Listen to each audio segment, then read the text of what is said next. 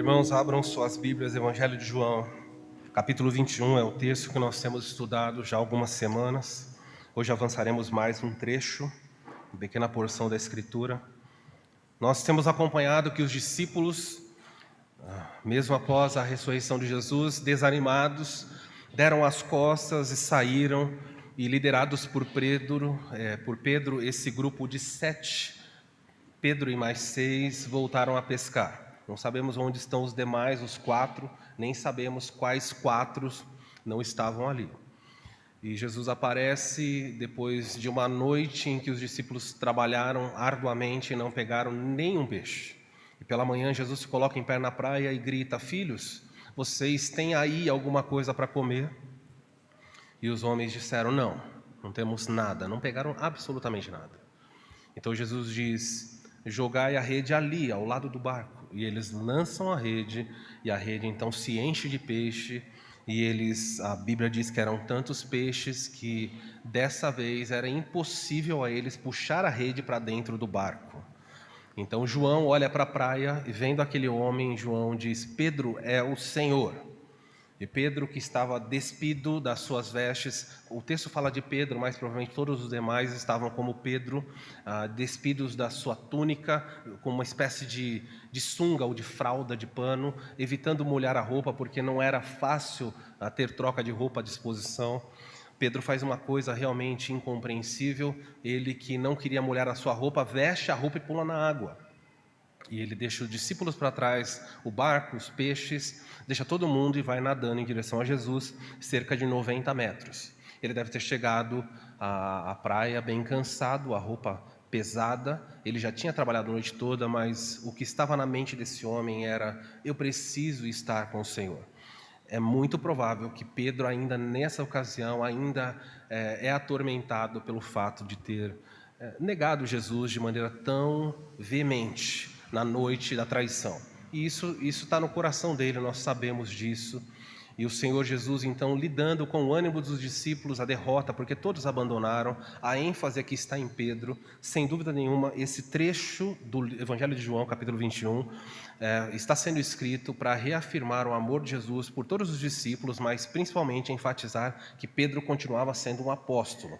E que Pedro não só continuava sendo um apóstolo, mas continuava sendo um líder importante dentro do grupo dos discípulos. Pedro já não se via mais na liderança. Pedro não se considerava. Há um ambiente de vergonha aqui.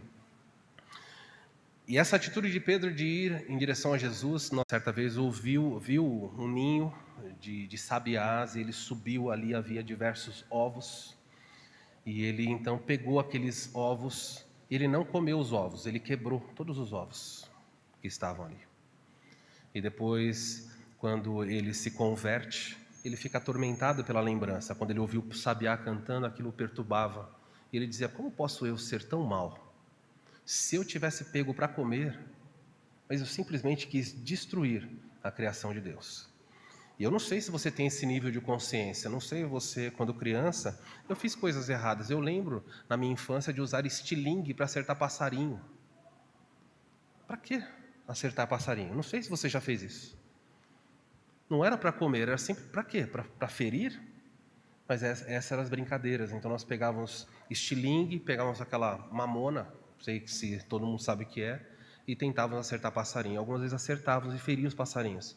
E aquilo era a diversão de crianças com o coração corrupto, marcado pela maldade deste mundo. E é triste quando nós olhamos para relatos como esse. Talvez você lembre de coisas que você fez no passado, que você fala: foi totalmente desnecessário. Uma ação, uma palavra. Se você for a um jardim infantil, a uma escola com crianças pequenas, você ficaria assombrado com o nível de maldade que você vê ali. Crianças não têm misericórdia de outra. Se uma criança chegar lá e ela tiver um problema, as crianças vão rir. Os adultos ainda têm freios, mas as crianças não. As crianças zombam.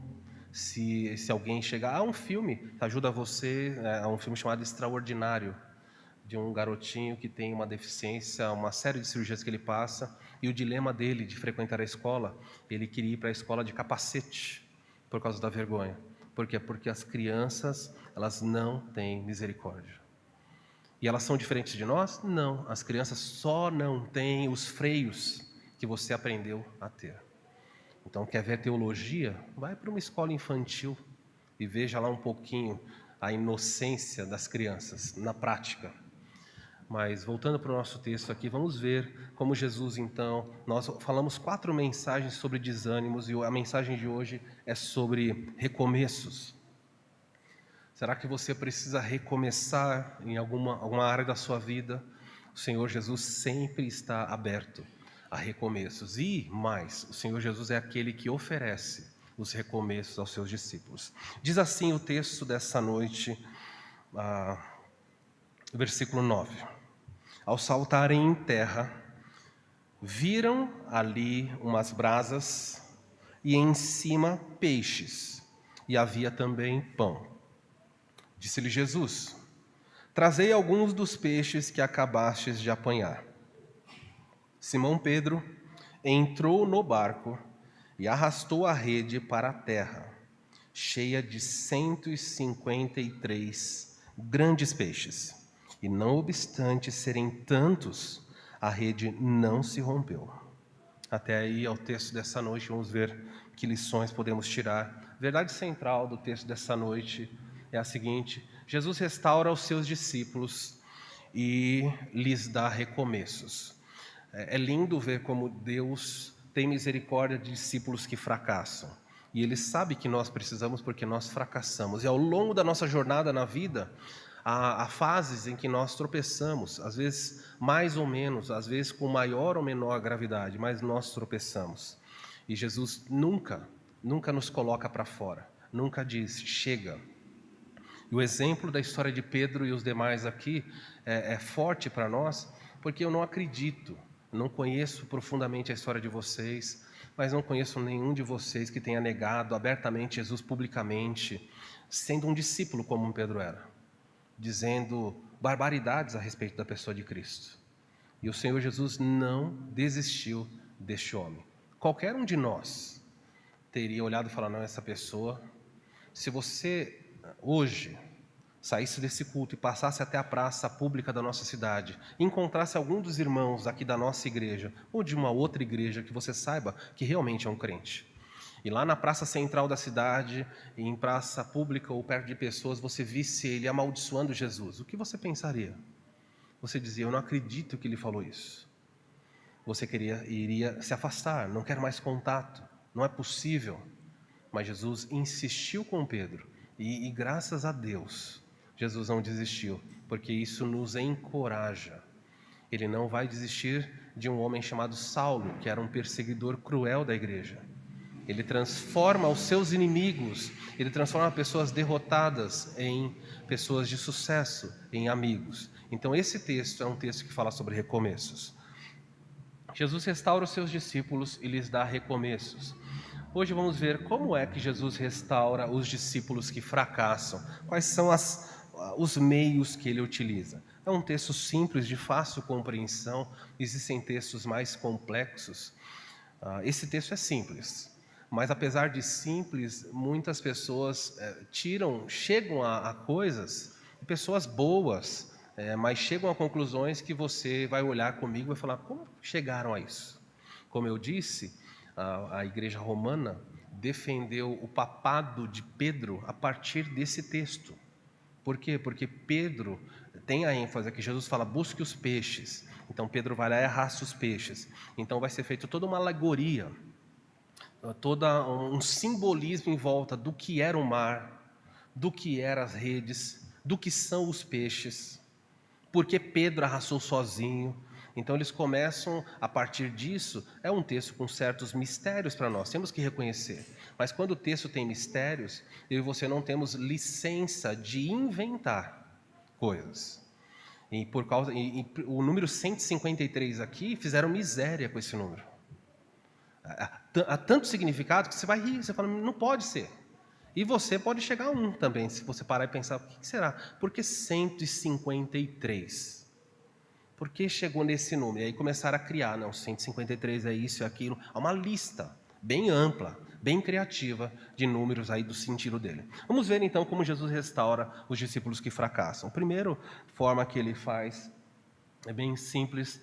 Jesus restaura os discípulos que fracassam, fortalecendo ao suprir as necessidades que eles têm. O Senhor Jesus olha para discípulos que fracassaram. Lembra aqui que nós não estamos falando de Jesus ajudando discípulos não arrependidos. Nós vimos aqui arrependimento, vimos a reflexão. Vocês têm alguma coisa? Não temos nada. Um reconhecimento, obediência. Joga do lado, eles obedeceram. Nós estamos vendo um processo em que Jesus está restaurando eles. Vimos Pedro abandonando tudo, entendendo que é mais importante estar com Jesus do que ter coisas que Jesus dá. Estamos vendo todo esse aprendizado. Então Jesus está restaurando aqui, mas eu queria que você deixasse bem claro. Ele restaura pessoas que fracassam, crentes que fracassam? Sim, mas crentes arrependidos. Os obstinados ele disciplina e depois restaura. Ele nunca desiste dos seus. Mas crentes, a Bíblia nos ensina que o coração contrito o Senhor não rejeita, o Senhor não despreza. Por isso não importa qual seja a sua situação ou a gravidade de um erro que você comete, vá ao Senhor. Isaías diz, vinde, arrazoemos quando ele fala com o povo de Israel, ainda que os seus pecados sejam terríveis, sejam como o sangue, o carmesim, eles ficarão brancos como a neve, eu vou purificar vocês. Deus fala, vinde, vamos conversar, não fujam de mim. Mas a nossa tendência no pecado e sugestionados pelo inimigo das nossas almas é de que você não é um crente, você não serve, você não presta, esse lugar não é para você, vá embora. E nesse sugestionamento maligno, muitas pessoas se afundam mais ainda, porque não entendem que podem voltar. Anos atrás, uma moça de uma igreja em São Paulo que eu conheço, deu as costas às orientações da igreja, uma moça com uma certa idade, ela não queria, como naturalmente muitas querem, embora não seja obrigatório, queria se relacionar, queria construir família.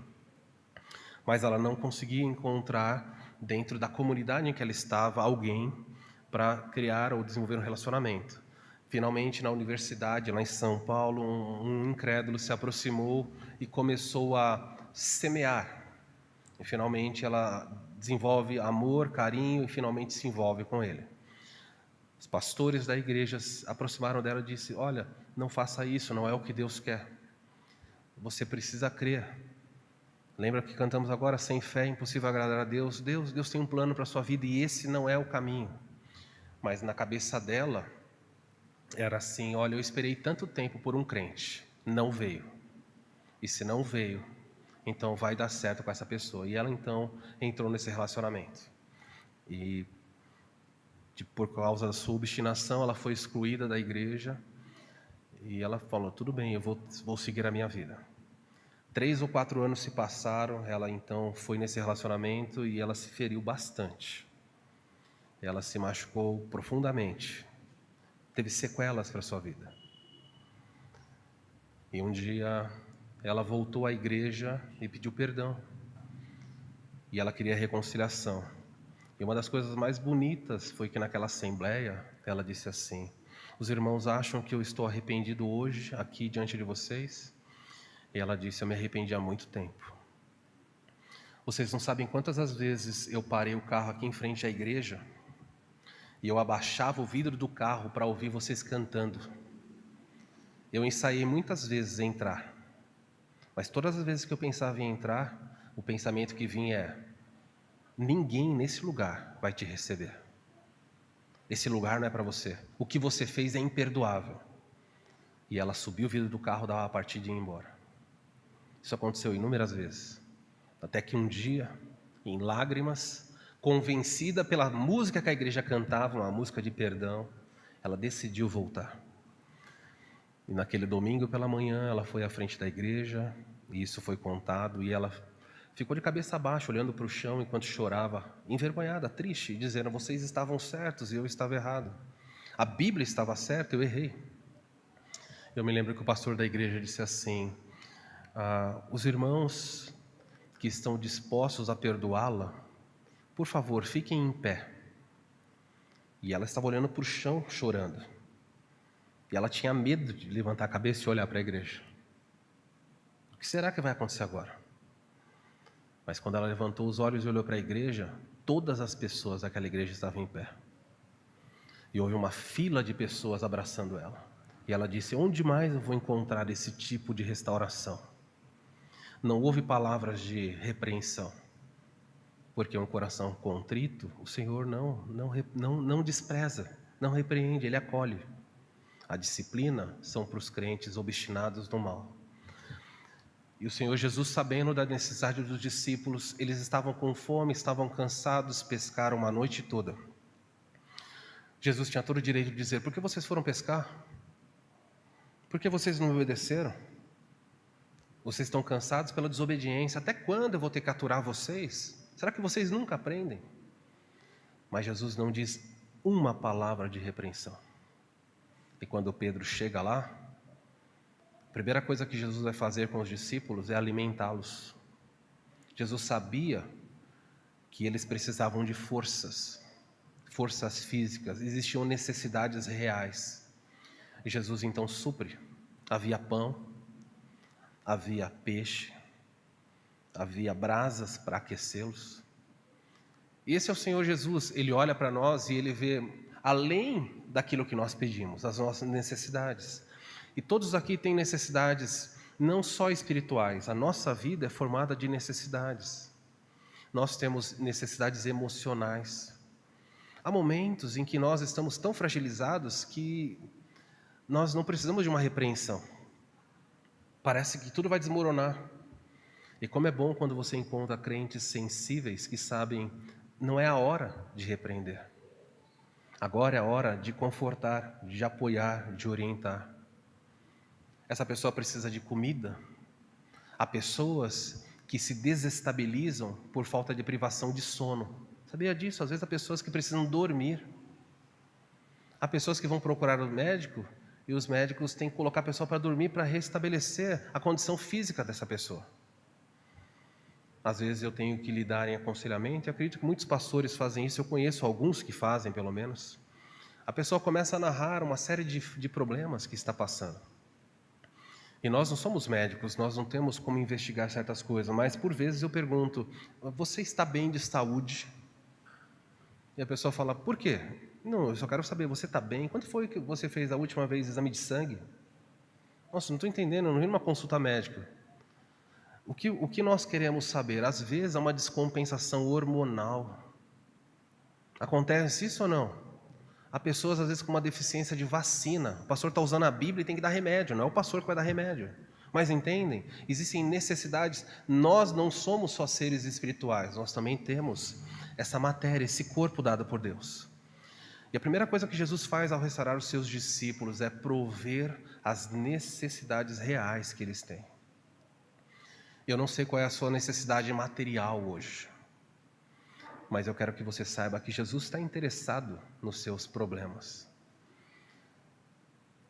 Eu acredito, e falo isso, podendo errar, mas eu acredito aqui entre nós que não tenha ninguém passando privação de comida, passando fome. Eu acredito que entre nós, na nossa comunidade, não haja ninguém com privação de roupa, que esteja passando por privação desse tipo. Mas eu sei que nós temos necessidades emocionais e físicas. E o primeiro ponto dessa mensagem, eu queria que você entendesse que o Senhor Jesus, quando encontra crentes fracassados e arrependidos, Ele olha para as suas necessidades e Ele se interessa em suprir. Mas eu queria que você entendesse que Ele olha para as nossas necessidades fundamentais, aquilo que é necessário para andar com Ele, para vivermos. Há coisas pelas quais você vai se aproximar de Jesus que você pode entender como necessidade, mas não são de fato. E muitas vezes Jesus não atende a certas orações porque Ele diz: você não precisa disso. Então você precisa confiar em Jesus quando Ele diz não para você. Porque quando Ele faz por amor. Mas aquilo que você precisa e é fundamental para você, pode ter certeza, o Senhor dará. E Ele não só dará quando você pede, porque a Bíblia diz que nós nem sempre sabemos pedir como convém. Ele dá porque Ele sabe que nós precisamos.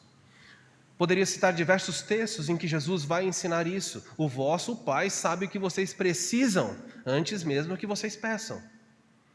Então você vê no primeiro ponto, que quando ele chega na praia, ele e os discípulos, o fogo está ali, o pão está ali, o peixe está ali, e a companhia de Jesus também. Tudo que era necessário para um recomeço estava preparado para eles. Palavras de consolo, força física e um recomeço a partir disso. Essa é a primeira lição desse texto. Ao saltarem, viram ali peixes, brasas e havia pão também. Existe uma segunda lição nesse texto, o versículo 10 nos mostra isso. Disse-lhe Jesus: trazei alguns dos peixes que acabastes de apanhar. Os comentaristas ficam intrigados, por que Jesus fez isso? Há uma discussão aqui, para nós não seria interessante, na língua grega, se havia um peixe ou se havia mais peixes. Há uma discussão por causa do artigo que é usado, mas não importa. Eu acredito, pela leitura aqui, que tinham mais de um peixe. Existiam alguns peixes ali, mas não vamos brigar por causa disso. O fato é que Jesus nunca precisou. O pão estava ali, o peixe estava ali. Ele já tinha multiplicado pães. Então por que ele pediu peixe para os discípulos? O peixe dos discípulos estava cru. Estava in natura. Teria que ser tirado as escamas. Teria que ser limpo. Mas o de Jesus já estava assado, pronto. Alguns dizem, será que estava temperado? Eu não sei, mas eu acredito que estava gostoso. A comida de Jesus devia ser uma comida bem gostosa ali para eles. Mas Jesus misteriosamente fala: trazei alguns dos peixes que vocês pescaram. Nós não vamos comer só o peixe que eu estou dando. Nós vamos comer os peixes que vocês pegaram. Em outras palavras, nós vamos comer o resultado, o fruto da obediência de vocês. Porque vocês me obedeceram e pegaram o peixe que eu apontei onde estava. Nós não vamos desperdiçar esses peixes, nós vamos utilizar parte desses peixes também. E a segunda lição desse texto é essa daqui. Jesus restaura os seus discípulos, ou discípulos que fracassam, deixando que desfrutem dos frutos da obediência. Meus queridos, o Senhor Jesus, Ele nos dá ordens. E há ordens que nem sempre fazem sentido. Muitas ordens dele não faz sentido. A Bíblia nos diz, no Antigo Testamento, em Provérbios, ela diz assim: confia no Senhor teu Deus de todo o teu coração. E não te apoie, quem lembra o final dessa frase? E não te apoie no teu próprio entendimento. A palavra usada ali, não te apoies, na língua hebraica é a palavra não te estribes. É a figura realmente do estribo de um cavalo. Quando alguém ia pisar, alguém vai montar um cavalo, ela põe o pé ali, o primeiro pé no estribo, e ela levanta o corpo e se firma para subir no animal. E a Bíblia diz assim: confie em Deus e não se apoie jamais no seu entendimento. Reconhece-o em todos os seus caminhos e ele endireitará as suas veredas. E os discípulos pegaram peixes, eles estavam alegres. Eles estavam felizes com o resultado da pesca, resultado da obediência. E Jesus podia falar: deixa os peixes aí, eu tenho peixe aqui, deixa aí, nós vamos doar esses peixes, vamos fazer algumas coisas. Mas Jesus fala: não, trazei o de vocês. Eu quero que vocês se alegrem com o resultado da obediência. Quantas vezes nós obedecemos a Deus e às vezes não vemos o resultado disso? Às vezes você evangeliza alguém no seu trabalho, você prega o evangelho na escola, fala com alguém, e a pessoa vai embora e você, às vezes, não viu que a pessoa se converteu. Talvez na eternidade você chegue e conheça algumas pessoas e a pessoa diz: eu fui fruto do seu trabalho. E você diz: eu não te conheço. Não, é pelo seu testemunho na escola. Eu observava o seu testemunho e eu me converti. Eu vi você falando com uma pessoa e encontrei a Cristo. Quer ver um exemplo? Anos atrás, no Hospital Emílio Ribas, em São Paulo, o professor Davi Smith, professor de ética no seminário. Carlos, na sua época, já estava lá? O professor Davi Smith, ele dava aula de ética para nós, de aconselhamento bíblico, e certa vez ele foi no Hospital Emílio Ribas e ele foi fazer serviço de capelania. Era a área dele, era um homem muito dócil, conhecedor da Bíblia. A matéria dele nos exigia decorar mais de 100 versículos da Bíblia. Toda semana vinha 2, 3 versículos e nós tínhamos que decorar. E eu confesso para os irmãos que grande parte dos versículos que eu lembro de cor foi daquela época. Por alguma razão, agora tem um monte de versão, né? Ficou difícil, mas na época não tinha tantas. E nós sabíamos. E tínhamos que prestar conta de versos e versos. E esse professor foi visitar o hospital, havia uma ala de pessoas, de pacientes em estado grave. E ele entrou nesse quarto, havia um homem ali, e ele disse para esse homem: eu sou ministro do Evangelho, hoje eu estou visitando essa ala, e eu gostaria de falar com você. O homem que estava na cama fez assim com os braços: a boca é sua, ninguém te impede de falar. Bom, uma conversa assim vai começar, não é? O homem estava sofrendo no leito ali e falou: a boca é sua, se quiser falar, posso te impedir. E ele começou a conversar com esse homem e disse para ele que Deus tinha um plano para a vida dele. E o homem ia ficando com raiva daquilo. Que plano bonito, hein? Eu aqui nesse leito doente. Nossa, Deus planeja bem as coisas. E o Davi Smith falando para ele: olha, Deus não quer o mal das suas criaturas, mas o pecado entrou nesse mundo e as pessoas adoecem por causa disso. E ficou ali, cerca de 20 minutos falando com esse homem, e apresentou sucintamente o plano de salvação. E ele perguntou para aquele homem ao final: você gostaria de aceitar Jesus como seu Salvador? Você é pecador. Você gostaria de, nesse dia, nessa manhã, conhecer a Cristo? Ele pode transformar a sua vida. E o homem falou: não, eu não quero. E eu não quero mais que você volte para falar sobre isso comigo. Ok. Davi saiu do quarto e seguiu passando por outros quartos. Semana depois ele voltou e aquele homem não estava mais lá. Aquele homem havia partido para a eternidade. Ele não resistiu, morreu. Então ele entra no quarto e pergunta para alguém: onde estava o homem que estava aqui?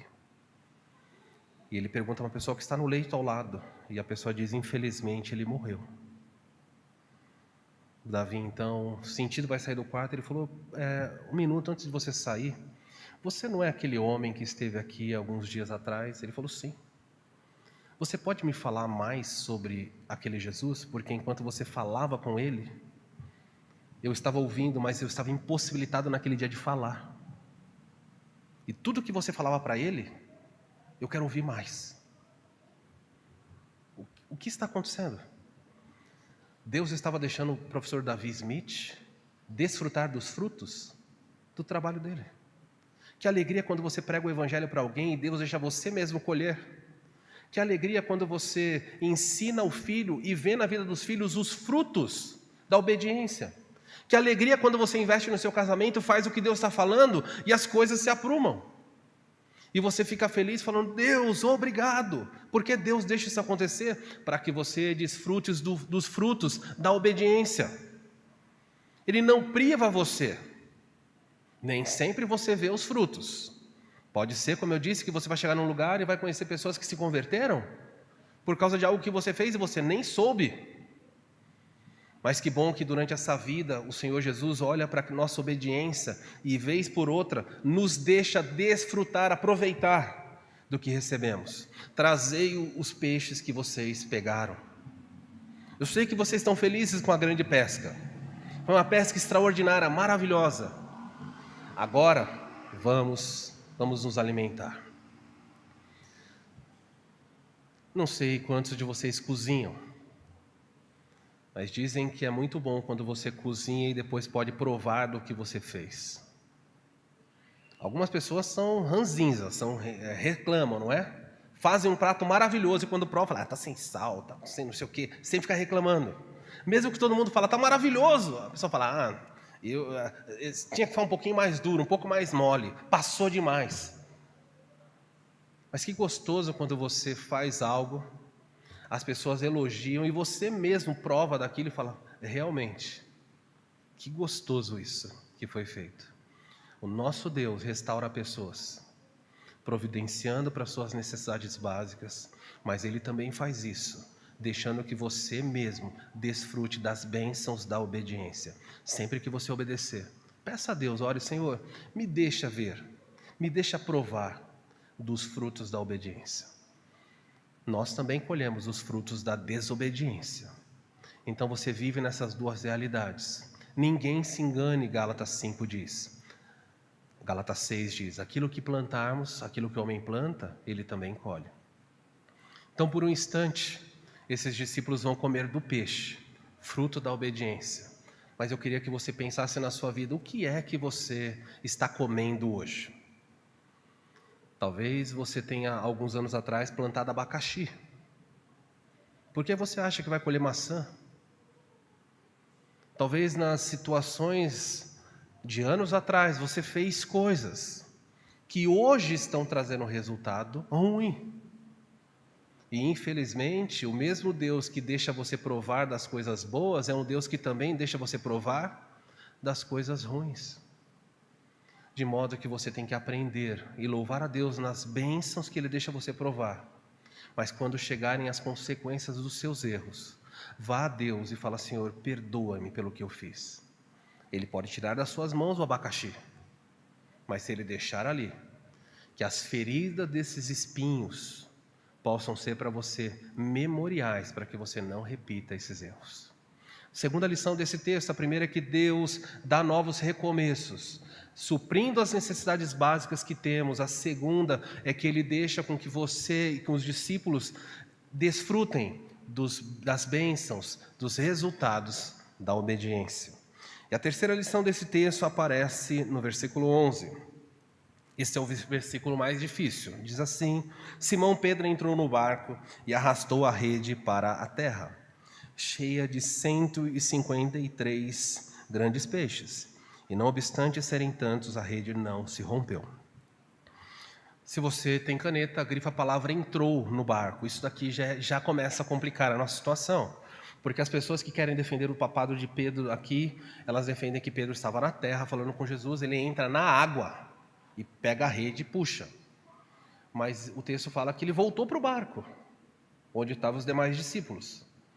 E se ele voltou para o barco com os demais discípulos, é provável que não tinha como ele arrastar a rede sozinho. Entendem isso? Porque os outros disseram, a não ser que todo mundo pulou, saiu e ficou Pedro só no barco. Mas me parece que aqui a ênfase está em Pedro, a ênfase, mas não a exclusividade. Deus quer mostrar a liderança de Pedro, quer restaurar o apostolado dele, quer mostrar a importância dele, mas Deus não está descartando os demais discípulos.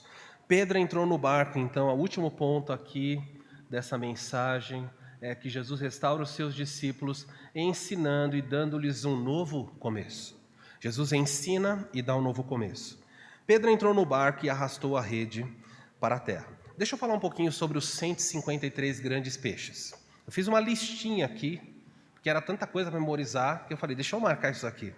Vocês sabem que grande parte dos problemas que nós enfrentamos, por exemplo, a mariolatria, e outras consequências vieram de um homem chamado Jerônimo.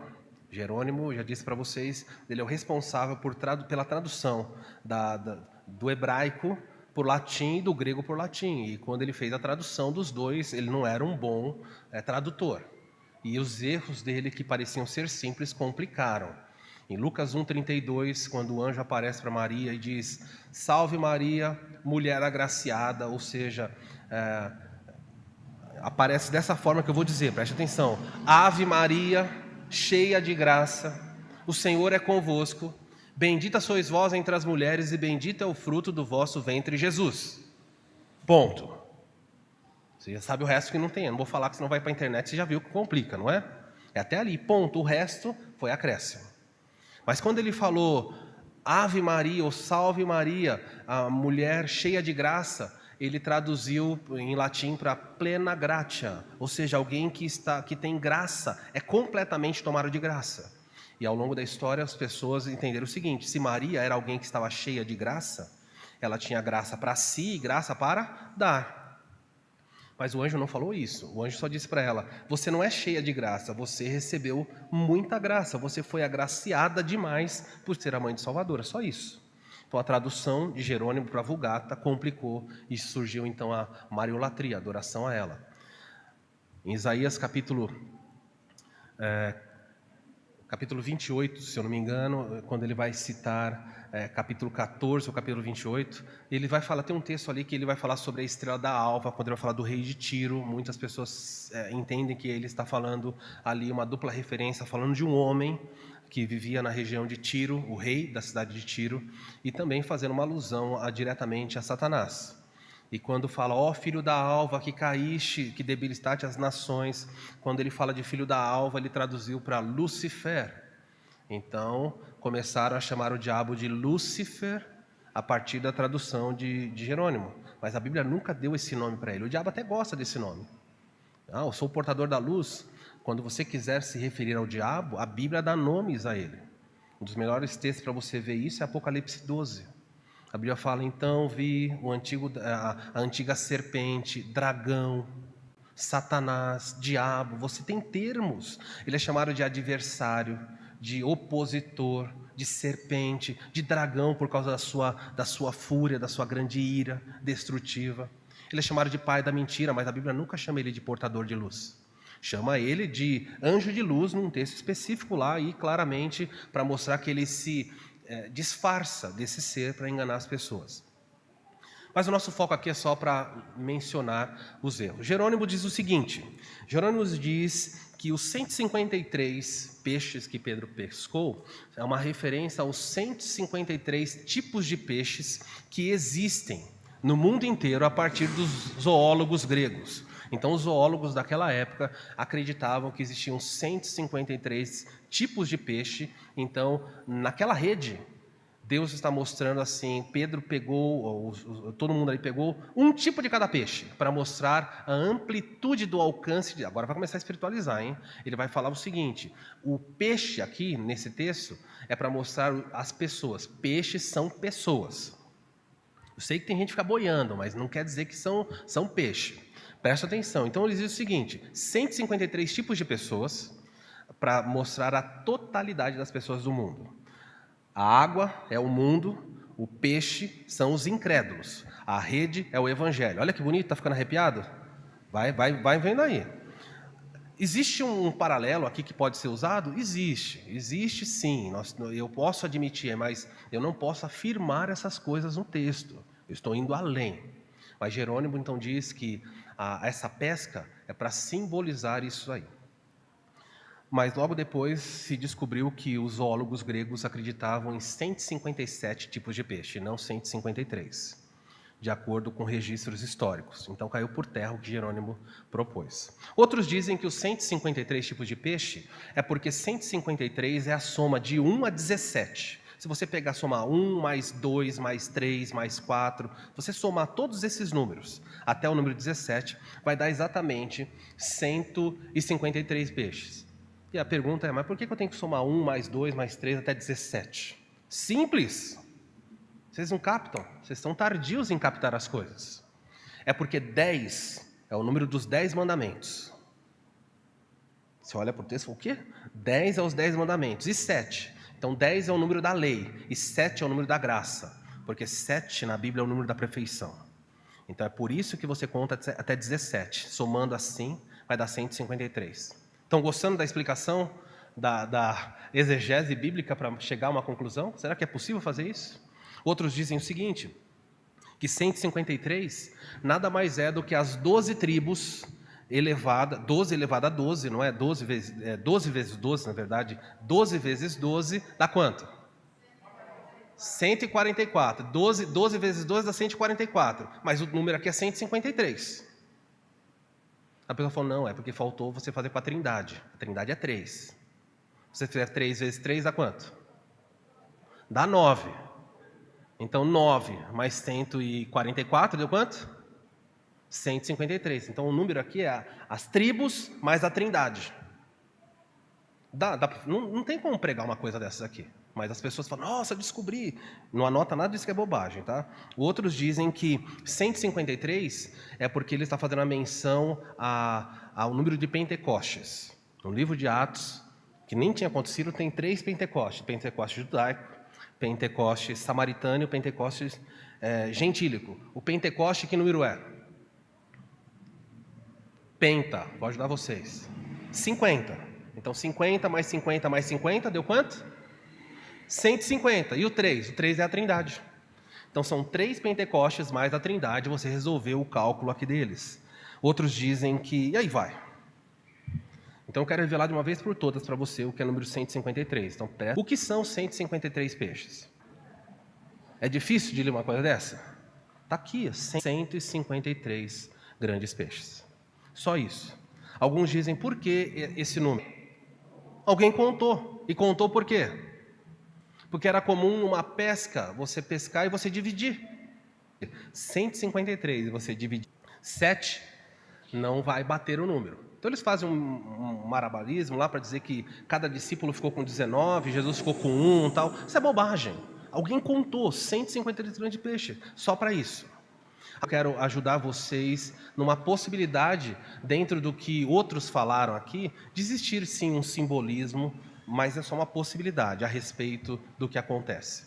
Existem 2 pescas desse tipo narradas na Bíblia. No barco falam estão os peixes, e eles pescam os peixes. Só que em Lucas capítulo 5, acontece, eles vão puxar as redes, e as redes lá estão se rompendo. Neste caso, João falou, nossa, apesar de ser 153 grandes peixes, a rede não rasgou. João esperava que essa quantidade rasgaria a rede. Então João está falando para nós, olha, nós pegamos, mas o fato da rede não rasgar. Nós sabemos que essa quantidade rasgaria a rede. Cita vários teólogos que tentam agora encontrar um sentido sim, que Jesus estava ensinando para os discípulos a respeito da missão que eles teriam. Alguns entendiam realmente que a rede que eles tinham nas mãos, que Jesus falou, de homens. E eles entenderam, muitos comentaristas abordaram essa possibilidade da... Nós vemos nos textos de Mateus, quando ele fala também disso no final da história, as pessoas falando que os anjos iam separar as pessoas, não tem tempo de mostrar agora. Os anjos pescariam as pessoas ali, separariam no final dos tempos e separariam o peixe bom e o peixe ruim. Faz uma referência neste mundo. Mas se for uma referência à pesca, vamos imaginar que todos nós aqui somos chamados para pescar. Somos pescadores de homens.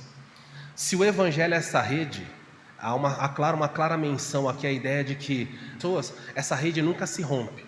Não importa sobre quem você lance, quanto mais pessoas você alcançar, se desfaz, ela permanece intacta. O evangelho permanece na rede do evangelho.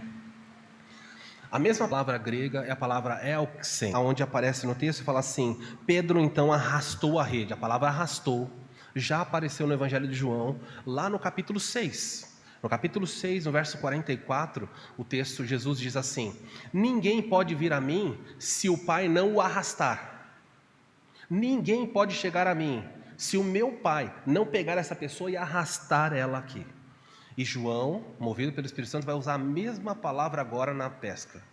E Pedro entrou e arrastou. Veja da onde vai chegar a ideia do papado. Pedro é aquele apóstolo comissionado a lançar a rede do evangelho sobre o mundo, e não importa quantas pessoas o evangelho toque e alcance, Pedro então liderando isso, ele arrasta as pessoas até aos pés de Cristo. E não são poucos os teólogos que viam aqui nisso daqui um simbolismo. Nós podemos fazer desdobramentos? Podemos, mas nós não podemos defender e afirmar isso. O que nós podemos afirmar em textos como esse é o seguinte: todos nós estamos pescando, todos sem distinção, alguns mais, outros menos, mas todos nós estamos lançando a rede todos os dias. E eu posso dizer para você que a rede do evangelho ela nunca se rompe. Nunca você vai ter a rede e falar, não cabe mais, já deu. Não, a vida toda você pode pescar pessoas. Você pode começar com seus filhos em casa. Você pode falar com seus familiares na escola, no trabalho, e qualquer pessoa que for alcançada pela rede, ela será arrastada até os pés de Cristo. Isso você pode afirmar com convicção. E sobre quem a rede é jogada?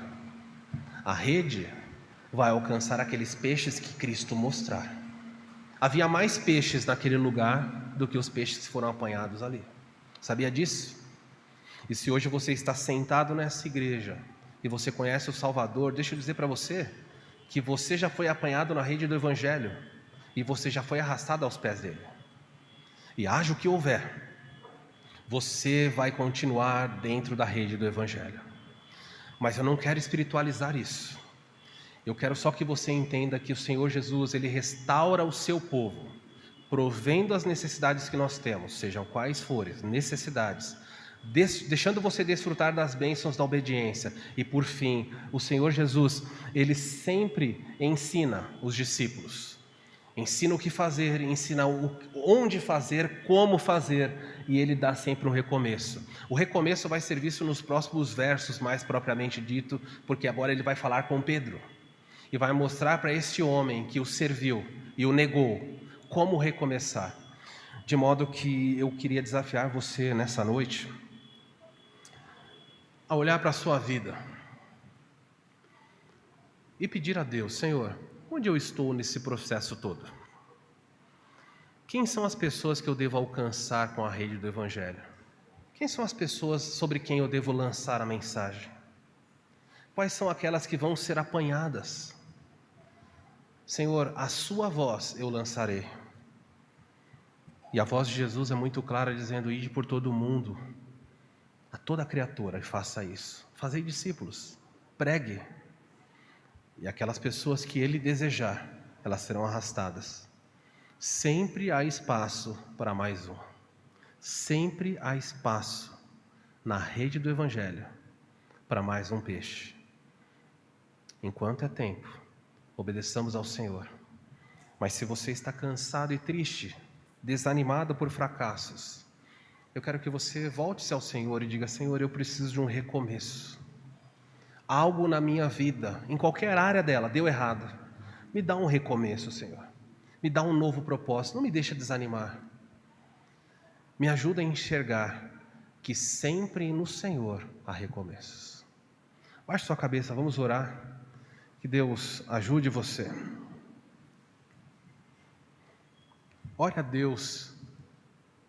Se você identificou na sua vida qualquer tropeço, qualquer área da sua vida em que você desanimou, você pode dizer: Senhor, perdoa-me. Se por acaso eu causei sofrimentos, perdão, Senhor. Senhor, se eu tenho vivido só para mim, se os alvos dessa vida são só satisfação pessoal, perdão, Senhor. Há tantos peixes à minha volta, tantos, tantos e tantos. Eu estou tão preocupado com o que eu quero, que eu esqueço de lançar a rede onde o Senhor mostra.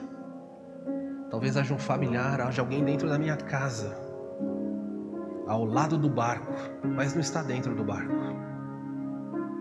Perdão, Senhor. Perdoa-me se eu vi as necessidades da igreja, mas não supri. Perdoa se eu causei tristeza ou dor à sua igreja, ao seu povo. Perdão, Senhor, escuta a minha oração, dá-me um recomeço. Ó Deus de toda graça, aqui estão os seus discípulos, aqui estão inúmeros pescadores e pescadoras. Perdoa-nos, Senhor. Dá-nos a visão correta do que temos de fazer. E até que chegue o dia em que o Senhor nos chame, que possamos continuar a pregar e a lançar a rede do Evangelho.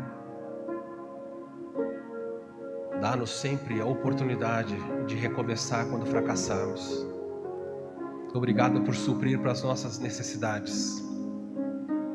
Não nos deixa, Senhor, esmorecer. Nós oramos em nome de Jesus. Amém. Vamos ficar em pé, nós vamos terminar cantando.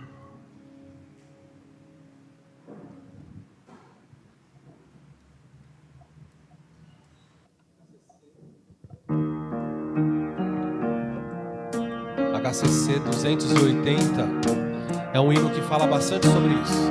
Talvez você não consiga cantar, talvez seja a oração que vamos fazer por você. Preste atenção no que ela diz.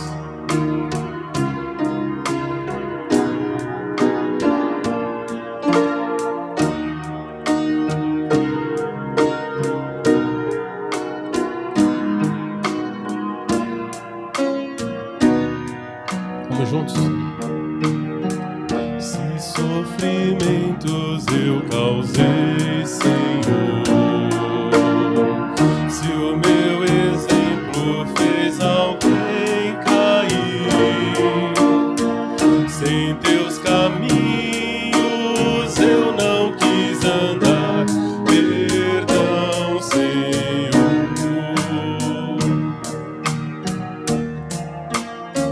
Se vão e fútil foi o meu falar, se ao meu irmão não demonstrei amor,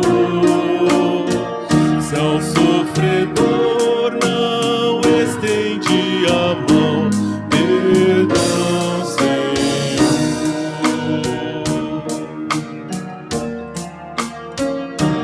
Diferente foi o meu viver, tranquilo e calmo sem lutar por ti, devendo estar muito firme no labor, perdão, Senhor.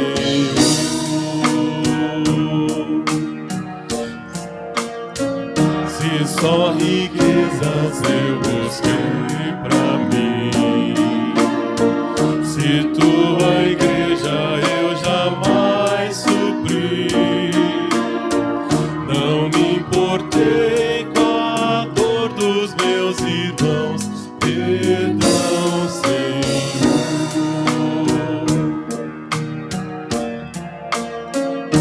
Escuta, ó Deus, a minha confissão e vem livrar-me de incertezas mil. Perdoa e muda este pecador. Amém, Senhor.